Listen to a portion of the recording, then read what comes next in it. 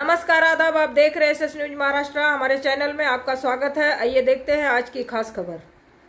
सर्वप्रथम सर्वांचे आभार। आज ग्रामपंचायत कार्यालय येथे बिनविरोध माझी निवड करण्यात आली, त्यासाठी आशीर्वाद रूपाने आपण सर्व शुभेच्छा देण्यासाठी सर्व येथे आलात, त्याबद्दल सर्वांचे मी हार्दिक अभिनंदन करते।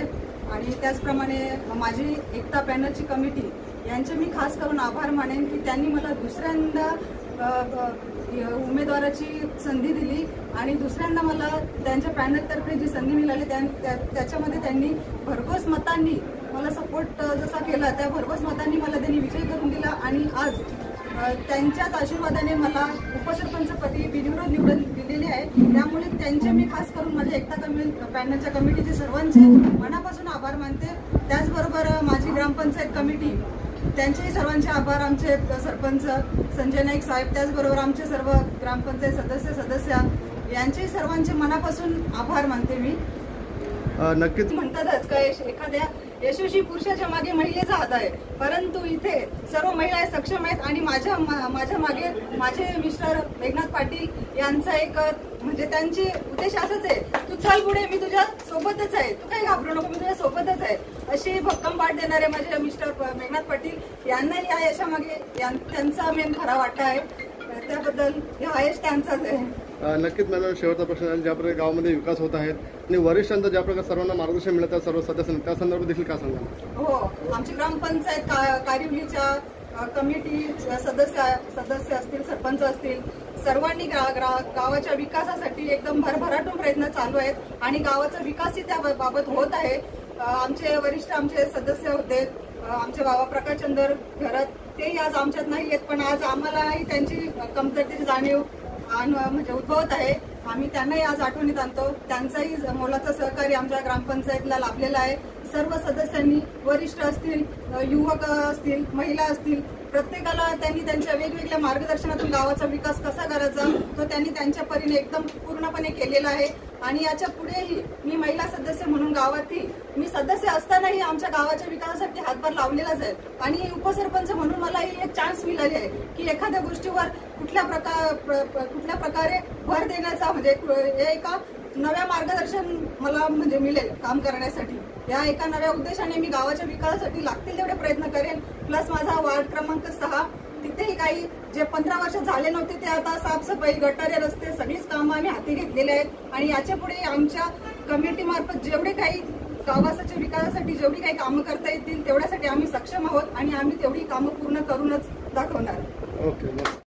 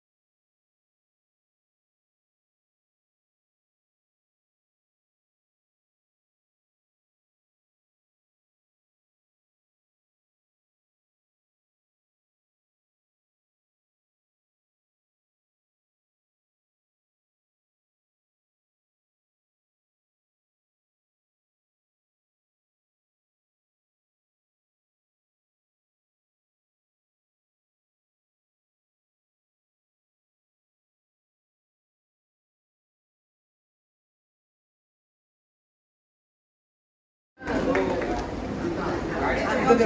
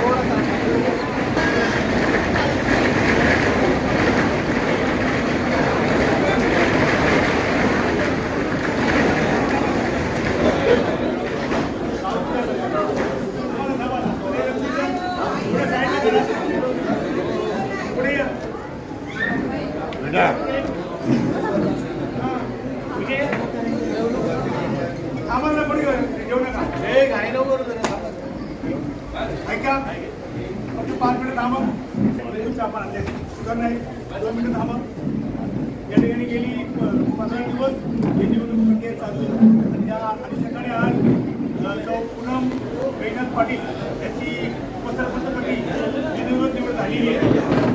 म्हणजे माझे सरपंच संजय नाईक यांच्याशी डिक्लेरेशन केलेलं आहे. एकता बॅनरच्या वतीनं एकता बॅनर कमिटीला म्हणून या एकता बॅनरच्या नात्याने त्या एकता बॅनरच्या वतीने त्यांचा आम्ही खूप आभारी आहोत. कारण हम लोग जो वादा करते हैं एकता बहन वादा करते तो करके दिखाते. ये हमारी हैसियत है. एकता बहन जो पण काही सांगतो तो करते 100%. आम्ही नाराज कोणी करत नाही आणि करणार पण नाही. याच्या पुढे करणार नाही. अजून आपल्याकडे 14-15 महिने आहे. नाराज कोणी होऊ नका नाही. आम्ही नाराज कोणाला देणार नाही हा शब्द आमचा एकता बहन.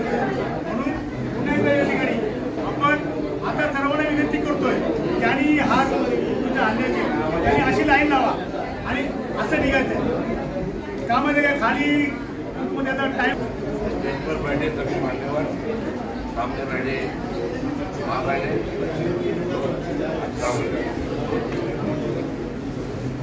आज यहाँ पर छोटी बहन पूनम मेघनाथ पाटिल नारोली ग्राम पंचायत का ग्राम पंचायत का सरपंच बनाया गया, विरोध बनाया गया. बहुत बड़ी बात है.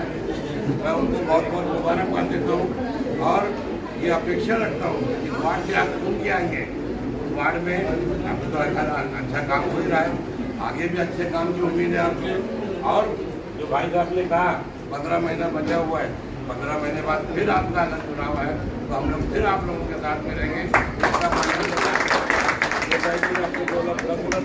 जय हिंद जय महाराष्ट्र. कमिटी काम कर रहा है. अच्छा काम हुआ उसके बाद अच्छा काम होगा. उपसरपंचपदी सौ मेघनाथ पाटील यांची निवड झाली. याबद्दल मी सर्वप्रथम त्यांचं अभिनंदन करतो आणि त्यांना पुढे जाण्यासाठी शुभेच्छा देतो. त्यांनी त्यांच्या परीने जेवढे काम करता येईल चांगली कामं समाजासाठी वार्डासाठी गावासाठी करावी या अपेक्षा करतो. धन्यवाद. जय हिंद जय महाराष्ट्र. आणि